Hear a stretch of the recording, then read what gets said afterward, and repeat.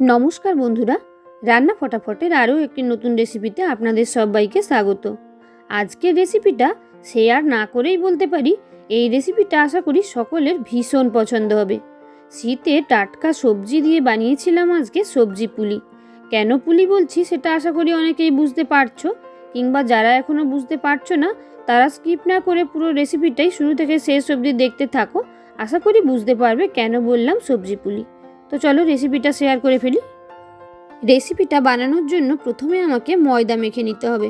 এখানে আমি 300 গ্রাম ময়দা আর 100 গ্রাম আটা, তার সঙ্গে সামান্য নুন, অল্প চিনি আর সাদা তেল বেশ অনেকটা পরিমাণে দিয়ে ময়দাটা মেখে নিচ্ছি। আর এটা মাখবো একদম লুচির মতন করে। দেখো ময়ম খুব সুন্দরভাবে দেওয়া হয়ে গেছে, দেখেই আশা করি বুঝতে পারছো। সুন্দর হাতে গোল করলে গোল হয়ে যাচ্ছে, অর্থাৎ ময়মটা খুব সুন্দরভাবে দেওয়া হয়েছে। এবার অল্প অল্প জল, ঠান্ডা জল কিংবা গরম জল যার যা পছন্দ দিয়ে খুব ভালো করে একটা পাতলা ডো তৈরি করব, লুচির মতন করে। একদম শক্ত মোটেও না।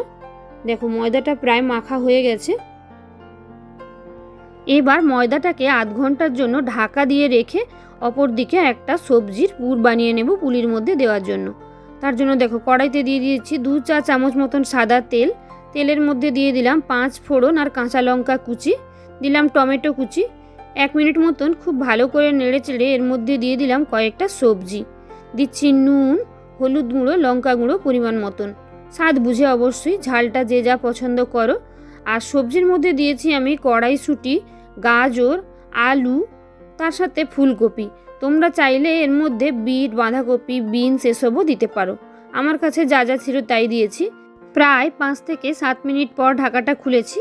সবজিগুলো বেশ অনেকটা সেদ্ধ হয়ে এসছে, কারণ কি সবজিগুলো অনেকটা ছোট ছোট করে কাটা। মাঝে অবশ্য একবার ঢাকা খুলে সবজিটা ওলট পালট করে নিয়েছিলাম। যাই হোক, সবজিটা প্রায় 3 ভাগ মতন সেদ্ধ হয়ে গেছে। এখন আর বেশি সেদ্ধ হতে না দিয়ে এভাবে একটা গ্লাসের পেছনের অংশ বা স্ম্যাশার দিয়ে খুব ভালো করে এভাবে স্ম্যাশ করে নেব। ওপর থেকে ছড়িয়ে দিচ্ছি ধনেপাতা কুচি। আবারও খুব ভালো করে নেড়ে চেড়ে এটাকে নামিয়ে ঠান্ডা হতে দেব। পুরো একদম রেডি হয়ে গেছে।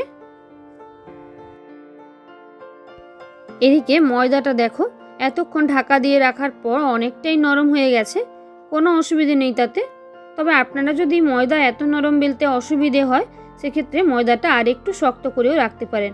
কিন্তু আমি ময়দা যতটা নরম করতে বেশি পছন্দ করি, তাতে খাবারটা খেতে অনেক বেশি সুন্দর লাগে।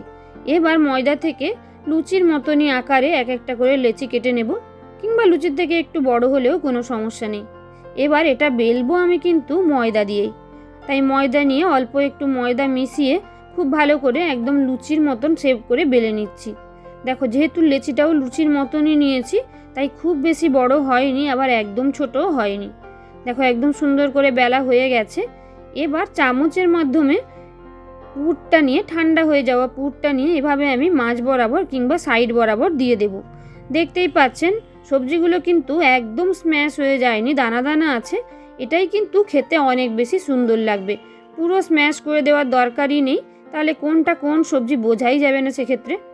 দেখো এবার এইভাবে একদম পুলি পিঠে যেভাবে মোড়ানো হয় ঠিক সেভাবেই সুন্দর করে মুড়িয়ে নিচ্ছি। দেখো একটা রেডি হয়ে গেছে। দেখতে দেখো একদম পুলি পিঠের মতন লাগছে, তাই জন্যই এর নাম দেওয়া পুলি, ভাজা পুলি, যেহেতু তেলে ভাজা হবে তাই। দেখো আরও একটা তোমাদের সঙ্গে শেয়ার করছি বানিয়ে। একইভাবে একদম লুচির মতন একটা গোল বানিয়ে তার মধ্যে সবজিগুলো দিয়ে খুব ভালো করে আঙুলের সাহায্যে চেপে দেব, যার যা শেপ ইচ্ছে।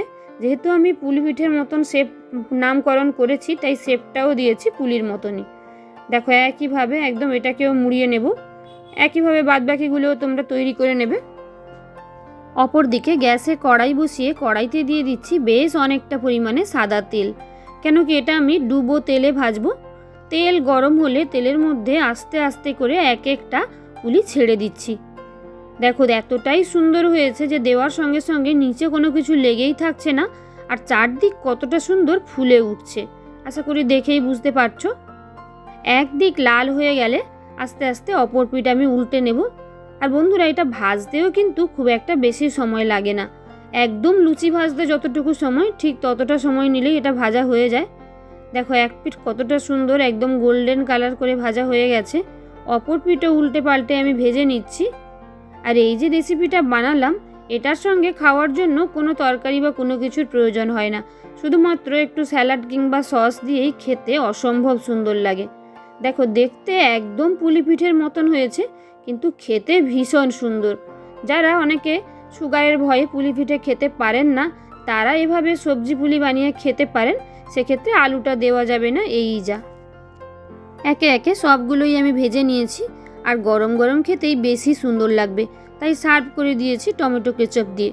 আর দেখতেই পেলেন এটা সম্পূর্ণ নিরামিষ, তাই যে কোনো নিরামিষদের দিন রাত্রিবেলা কিংবা সন্ধেবেলাও এটা বানিয়ে খেতে পারেন। খেতে সবাই ভীষণ পছন্দ করবে। তো বন্ধুরা, রেসিপিটা তোমাদের কেমন লাগলো অবশ্যই জানিও। আর রেসিপি ভালো লাগলে লাইক কমেন্ট শেয়ার করে দিতে একদমই ভুলে যেও না।